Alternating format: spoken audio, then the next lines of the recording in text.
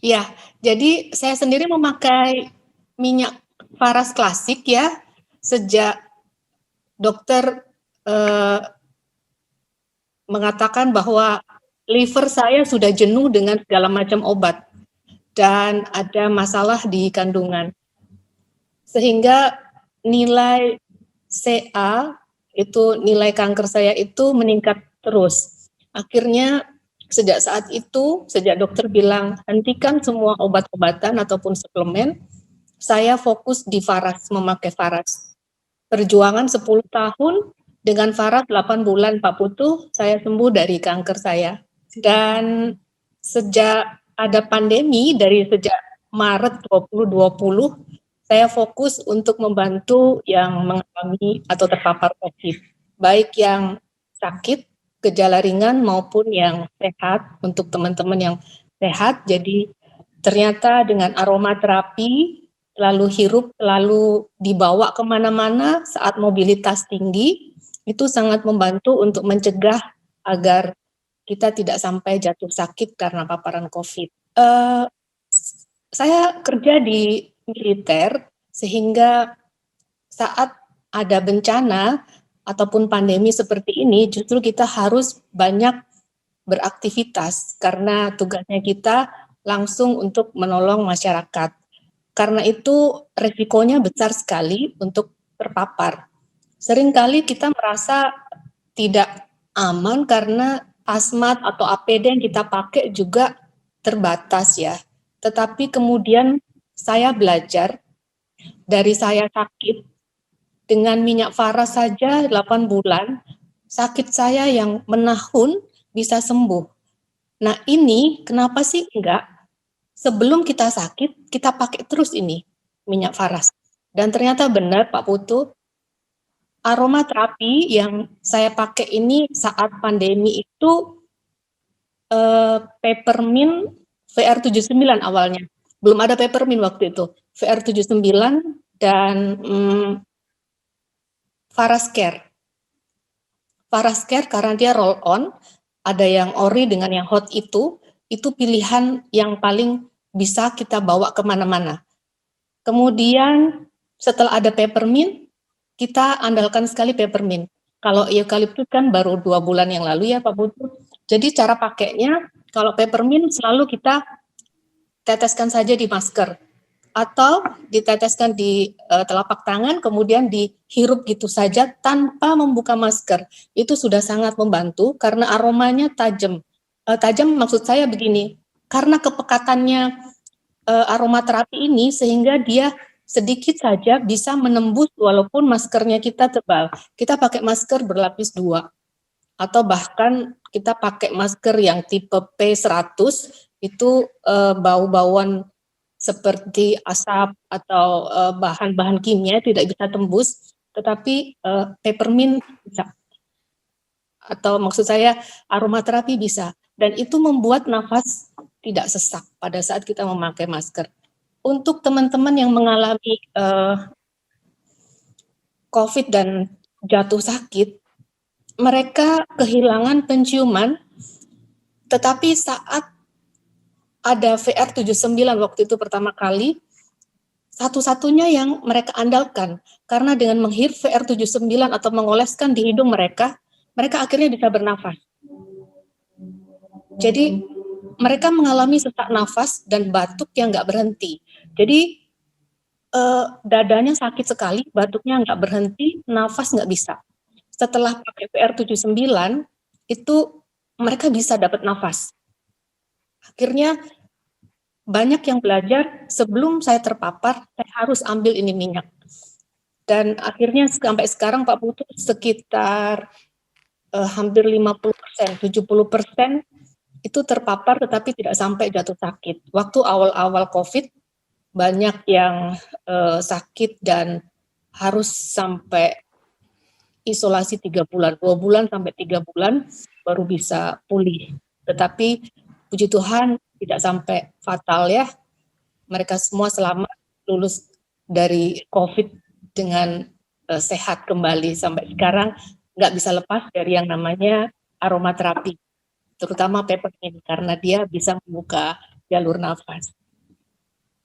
Untuk anak-anak, karena mereka memiliki bayi juga, banyak yang memakai Avara. Jadi Avara itu cepat sekali untuk baby yang terpapar. Ada bayi umur 1 tahun, ada yang baru 4 bulan terpapar pakai Avara. Puji Tuhan bisa tertolong. Peppermintnya diteteskan di bantal atau diguling di mana bayi itu tidur atau di pakaian bayinya itu. Avaranya selalu dibalur di badan. Itu aja saya kira, Ibu Jen, Pak Putu. Ya, Bu Dokter. Menarik sekali ceritanya. 8 Iya. tahun ya, Bu ya. Luar biasa. Iya. Perjuangannya Ibu. Saya akui perjuangannya Ibu luar biasa. Minum Terima obat kasih. terus-menerus dan seterusnya. Gimana antara sakit dan itu Bu, melewati perjuangan itu? Iya. Seberapa berat Ibu bisa menerima atau menerima dengan ikhlas, atau ada penyesalan, atau seperti apa perasaan Ibu ketika sakit itu, Bu? Saya pribadi pengen tahu cerita orang yang melewati sebuah perjuangan. Iya, jadi ketika sakit, waktu awal menerima diagnosa seperti itu, yang ada adalah hidup saya sudah hancur. Saya tidak memiliki harapan. Saya betul-betul putus asa.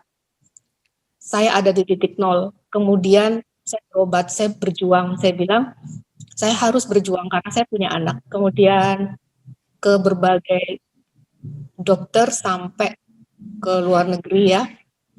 Sampai akhirnya dokter bilang, sudah, kamu berhenti ini semua karena organ dalammu yang rusak, yang kalah dengan obat-obat yang kamu pakai.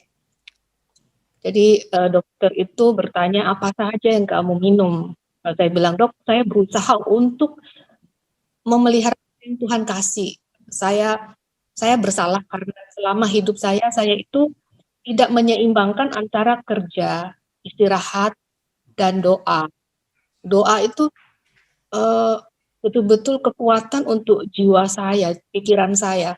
Sementara kerja itu membuat fisik saya sakit, kelelahan yang sangat.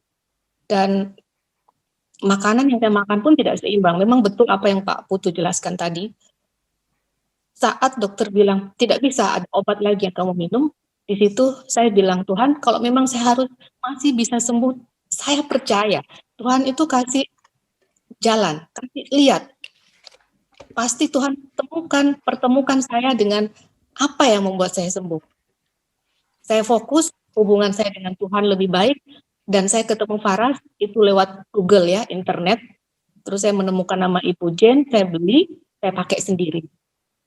Di saat itulah, Pak Putu, saya mengalami seperti kesempatan kedua untuk hidup. Karena saya melihat saya mati. Saya bisa melihat orang-orang yang menangis di sekitar saya. Kemudian saya bisa sadar kembali, saya hidup. Ini kesempatan kedua buat saya, makanya saya tidak mau ada orang-orang yang tetap punya pikiran obat adalah kesembuhan buat saya. Tidak. Obat sintetis itu memiliki batas, memiliki kemampuan yang hanya untuk awal-awal saja, tetapi kalau sudah sakit yang menahun dan kompleks, itu saya tidak terlalu sarankan untuk bergantung kepada obat-obat, tetapi lakukanlah sesuatu yang lebih manusiawi terhadap organ tubuhnya kita. Dan ini Faras luar biasa, Pak Putu, Ya, nggak rugi banget, sangat-sangat tidak. Ibu luar biasa punya iman bahwa Ibu ya, luar biasa punya iman bahwa suatu saat harus bisa sembuh, walaupun dokter bilang udah harus berhenti minum obat dan sebagainya. Karena iman Ibu lah yang membuat Ibu sehat, bukan karena Faras. Faras itu hanya sebagai alat aja, karena kebaikan Tuhan buat Ibu. Amin, terima kasih Pak Putu. Luar biasa ceritanya. Saya terharu loh dengar cerita yang begini-begini, Bu. Saya bertahun-tahun selalu melihat orang sakit, mendengarkan cerita, dari situlah saya kuat menghadapi hidup. Maksudnya, karena kita bergelut melihat orang banyak sakit, saya dari situ tahu makna hidup yang sesungguhnya. Bukan dari orang yang bergelimang harta, tapi kita banyak mengenal kehidupan dari orang yang pernah mengalami kesulitan hidup yang begitu luar biasa. Karena itu pelajaran. Jadinya apa yang kita bisa lakukan dari sana, terus bagaimana keajaiban, kebaikan Tuhan, terus bagaimana orang bisa melewati tantangan dan seterusnya. Itu luar biasa, cerita-cerita seperti itu. Dan terus jaga cerita ini, berbagi terus kepada orang lain, karena cerita ini akan meneruskan ke banyak orang yang lain yang membutuhkan. Kadang-kadang kita kasih obat aja tanpa ada cerita motivasi seperti ini. Mereka kalau hopeless itu kehilangan, kalau sudah kehilangan harapan itu yang paling sulit, Bu Dokter. Iya, betul Pak Putu. Iya. Harapan itu yang nomor satu. Ketika kita masih ada harapan, kita pasti selalu ada jalan keluar. Terima kasih banyak cerita yang menarik malam hari ini.